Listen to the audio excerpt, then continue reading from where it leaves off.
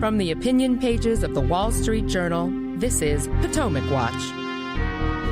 Israel and Hamas agree to extend their 4-day truce by 2 days to allow for the release of hostages from Hamas's tunnels in exchange for Israel releasing Palestinians who've been convicted or arrested of offenses in Israel or the West Bank. The truce so far has yielded 58 hostages after 3 days, as we record this, in return for more than 100 Palestinians released. But there's building pressure on Israel to extend the truce even beyond the 2 days and become a permanent ceasefire, which is, of course, a goal of Hamas. And the question is whether that would compromise Israel's war aims. Plus, Democrats in the United States start to demand conditions on U.S. aid to Israel as the anti-Israel left in the U.S. gets more vocal and street protests go. Welcome.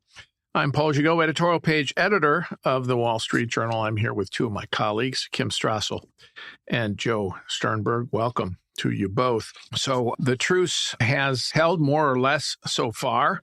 Now will be extended 2 days to get more hostages out. It appears to me here that Hamas is setting the terms of debate to a large extent, hoping that it can extend the truce into a permanent ceasefire because, of course, it had held something like 240 hostages, still would hold something like 180, mostly women and children released so far.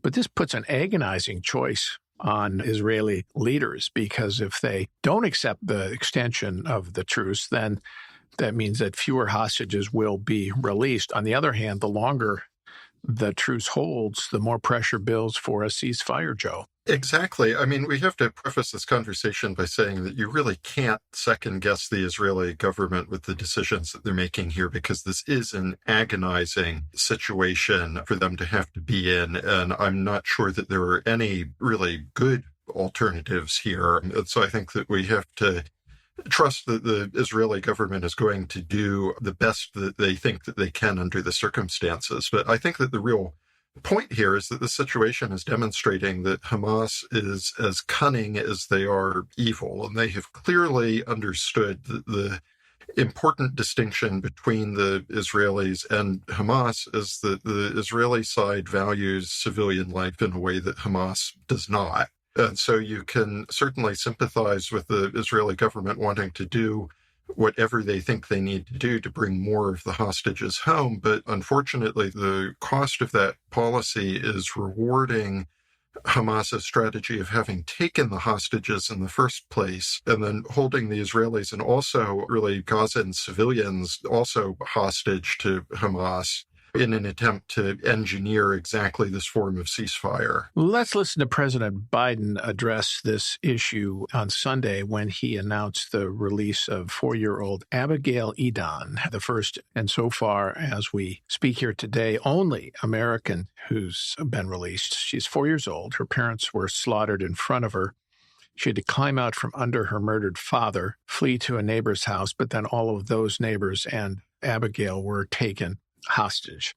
Let's listen to President Biden. My expectation and hope is that as we move forward, the rest of the Arab world and the region is also putting pressure on all sides to slow this down, to bring this to an end as quickly as we can. Mr. President, what are the chances of this truce to be extended by a few days or more?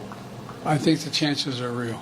Kim, clearly the president wants the truce extended. Jake Sullivan, the national security advisor, said as much on Sunday. That means he's putting pressure on Prime Minister Benjamin Netanyahu. Yeah, this is kind of disturbing. The president came out in the beginning, was very strong, backing Israel and its right to go in and clear out Hamas in the wake of the massacre in October. But there's been a lot of pressure, both internally here in the country, also externally, internationally, and he's clearly bending to that. It's incredibly clear now as we look out, as you said, Hamas seems to be setting the terms of this, and that pressure campaign is working. As you know, there's only been one American returned. Now, all lives are valuable, all hostages hostages matter. But Hamas is very clearly keeping back hostages, American hostages, in order to keep that pressure on the White House, to in turn keep pressure on Netanyahu to eke this out. And let's be clear, to give them more time to regroup or to escape or to rearm or to plan more attacks against Israel, anything to stop the Israeli operation of taking out Hamas. And the White House, again, this is hostage taking of hostages, using it to exert pressure on world leaders to get things to go the way they want it to go. And it's very disturbing because you see this happening in the United States as well at the lawmaker level, more Democrats coming out saying that they want to see the ceasefire extended.